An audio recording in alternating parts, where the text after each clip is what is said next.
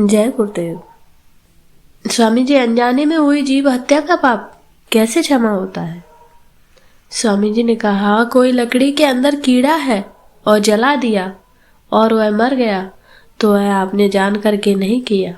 जमीन की लिपाई करती हो बच्चियों, पोछा लगाती हो, झाड़ू लगाती हो, उसमें भी ऐसे छोटे छोटे कीड़े होते हैं जो मर जाते हैं, खत्म हो जाते हैं। तो वह पाप लगता तो है जीव हत्या का, लेकिन वह क्षमा योग्य होता है। कैसे क्षमा होता है? जैसे कि कोई भूखा आ गया, उसको एक रोटी खिला दो, प्यासा आए तो पानी पिला दो।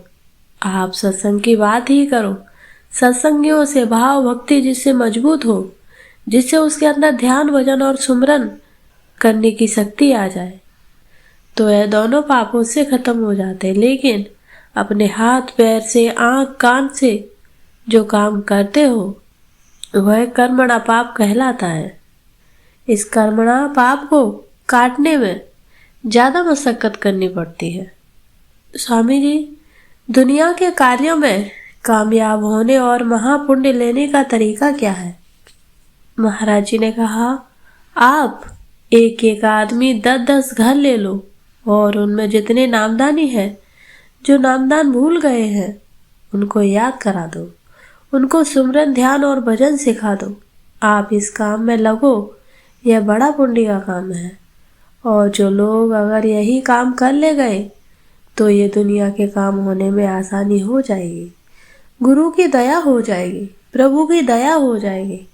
आप जिस काम के लिए दौड़ते हो, जो भी काम हाथ से करते हो, कामयाब नहीं होते हो, जिसमें आप अपना धन भी लगा देते हो और कामयाब नहीं होते हो, उसमें आपको कामयाबी मिलने लगेगी, उससे आपको पुण्य मिल जाता है। आप यह बात समझो कि जैसे भूखे को खिलाना पुण्य का काम होता है, उसी तरह से जीवात्मा को खिलाना यह महापुण्य का काम होता है। जय गुरुदेव। जय गुरुदेव। स्वामी जी ने कहा, यह मनुष्य शरीर तुम्हें भजन के लिए ही मिला है, इससे भजन करो और अपने जीवात्मा को जगाओ। आगे तकलीफ बहुत आ रही है और उसका मुकाबला भजन से ही कर सकोगे। भजन तकलीफों को गला देगा। आप लोग अपने काम में लगे रहो और जो कहता हूँ उसे करो। जो संकल्प बाबा जी का है वो सबके सामने आएगा और आपको देखने को मिलेगा। धीरज रखो।